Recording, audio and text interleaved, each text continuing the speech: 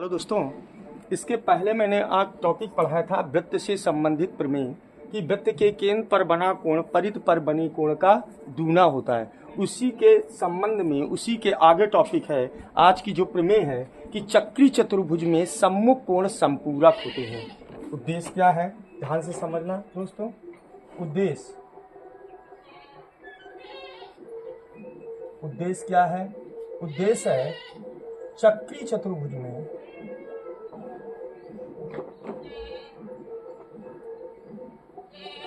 चतुर्भुज में सम्मुख कोण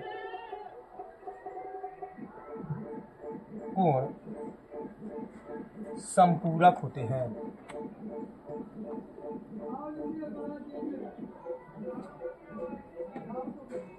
संपूरक होता है। इतनी बात समझ में आ रही कि चक्री चतुर्भुज में सम्मुख कोण क्या होते हैं? संपूरक होता है या होते हैं। अब ध्यान से समझना दोस्तों, इधर ध्यान से समझना। ये एक वृत्त है और अगर हम इस तरीके का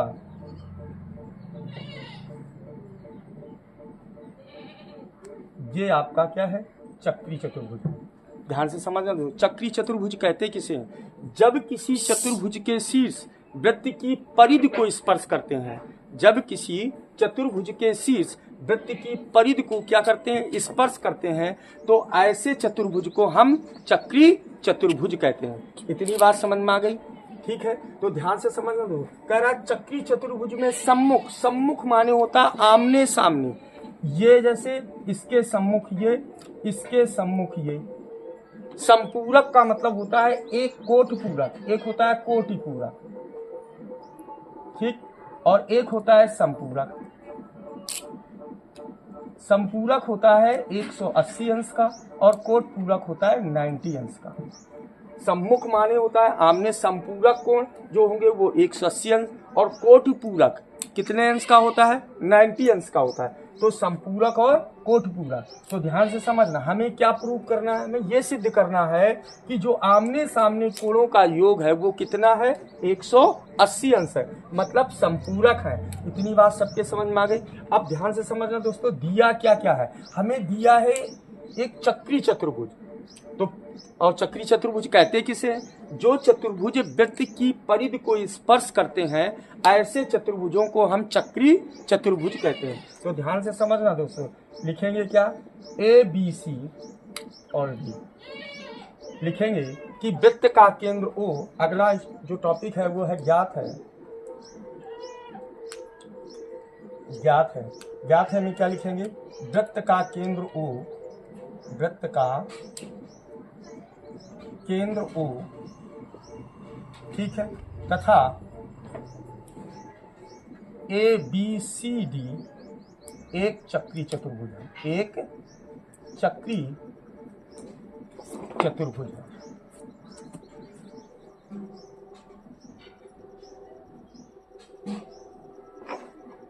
इतनी बात सबके समझ में आ गई?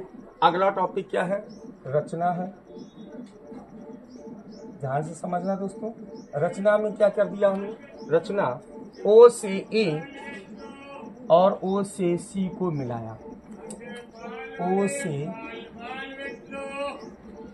से ए व ओ से सी को मिलाया।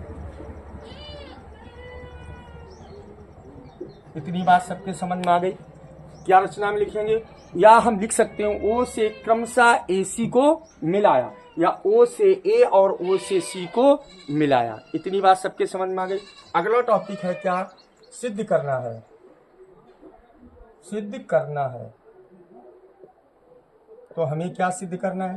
ध्यान से समझना दोस्तों, हमें यह सिद्ध करना है कि ये कोण और इस कोण का योग 180 अंश है, या ये कोण और इस कोण का योग कितना होना चाहिए? 180 अंश। तो हम सिद्ध क्या करना है? ए बी सी, कोण ए बी सी प्लस कोण ए डी सी बराबर 180 अंश, या कोण बी ए डी प्लस कोण बी सी डी बराबर 180 अंश। इतनी बात सबके समझ में आ गई दोस्तों। अगला टॉपिक है उत्पत्ति। अब ध्यान से समझना, उत्पत्ति में एक आपका ये दिखाई दे रहा है, ये और ये आपका दिखाई दे रहा है। तो हम पहले चाप कौन सा ले लें, ए बी सी में। तो यहां हमने ले लिया चाप ए बी सी में। और आपको हमने इसके पहले पढ़ाई थी कि केंद्र पर बना कोण परिध पर बने कोण का दूना होता है। केंद्र पर बना कोण दूना होता है परिध पर बने कोण का। तो ये इसके पहले जो प्रमेय पढ़ी थी। तो अब उसी रूल से लगेगा क्या कि ये अगर मान लीजिए x है तो ये कितना हो जाएगा 2x। तो हम चाप कौन सा ले रहे हैं, ये वाला। क्लियर। तो चाप हमने क्या लिया ए बी सी में। तो क्या हो जाएगा कोण, ध्यान से समझना, ए ओ सी बराबर 2 कोण ए बी सी के, ए बी सी के। क्यों, क्योंकि यहाँ धम में मत पाना, यहाँ 2x है। तब जब इसमें हम 2 का गुणा करेंगे तभी की वैल्यू क्या होगी, बराबर होगी। इतनी बात समझ में आ रही है, ठीक है। तो केंद्र पर बना कोण दूना होता है परिध पर बने कोण का। इसमें कौन सा दूना है, ये दूना है, तभी तो इसमें 2 का क्या किया गया, गुणा किया गया। बात समझ में आ रही। तो चाप कौन सा ले लिया, ए ओ सी में। तो चाप ए ओ सी में, ए बी सी में। तो कोण कौन सा आ गया, केंद्र पर बना कोण कौन सा है, ए ओ सी। और परिध पर बना कोण कौन सा है, ए बी सी है, ए बी सी। इतनी बात समझ में आ गई। अब हम लेंगे चाप, ध्यान से समझना। अब हम चाप कौन ले लें, ए डी सी में। चाप ए डी सी में। अब आपका ये अभी ये था, कब ये है, और जब ये होगा, ठीक, तो फिर ये कोण बनेगा। तो क्या हो जाएगा, चाप कोण कौन सा, ए ओ सी, ऊपर वाला ए ओ सी। यहाँ हम लिख सकते हैं दीर्घ चाप, क्या लिख सकते हैं, दीर्घ चाप। यहाँ हम लिख सकते हैं लघु चाप। ए ओ सी बराबर किसके हो जाएगा, 2 कोण ए डी सी के। ये आ गया समीकरण नंबर फर्स्ट और ये आ गया समीकरण नंबर सेकेंड। इतनी बात समझ में आ गई।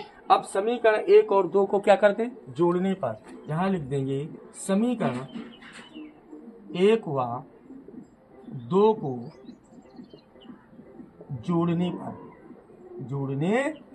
पर क्या हो जाएगा, जब हम जोड़ेंगे तो ये आ जाएगा कोण ए ओ सी प्लस कोण ए ओ सी बराबर 2 कोण ए बी सी प्लस 2 कोण ए डी सी की। इतनी बात सबके समझ में आ रही। अब ध्यान से समझना, ए ओ सी प्लस कोण ए ओ सी, ए ओ सी ये प्लस कोण ए ओ सी ये। तो पूरा सर्किल कितने अंश का होता है, 360 के। तो दोनों की वैल्यू कितनी रख दें, 360 बराबर 2 कॉमन आ गया। तो कोण ए बी सी प्लस कोण ए डी सी के। इतनी बात सबके समझ में आ रही है। ए बी सी प्लस कोण ए डी सी के, 2 का क्या कर दे, भाग दे दें। तो 360/2 बराबर कोण ए बी सी प्लस कोण ए डी सी के। अब इसका भाग देंगे तो कितना आ गया, 180 अंश। तो यह आ गया 180 बराबर कोण ए बी सी प्लस कोण ए डी सी की। यही तो प्रूव करना था। देख लीजिए दोस्तों, ए बी सी ये आपका ए बी सी प्लस कोण ए डी सी प्लस कोण ए डी सी बराबर 180 अंश। मतलब आपका क्या सिद्ध हो गया, ए बी सी प्लस कोण ए डी सी बराबर 180 अंश। इसी प्रकार क्या हो जाएगा, कोण कौन सा, कोण ये बी ए डी प्लस कोण कौन सा, बी सी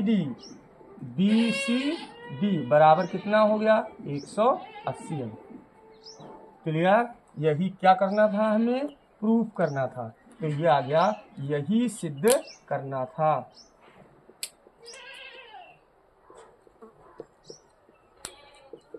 क्लियर या प्रूव्ड। तो दोस्तों, ये आपको क्लास कैसी लगी है कमेंट में ज़रूर बताएं, ठीक है। और हमारे चैनल को लाइक करिए, सब्सक्राइब करिए।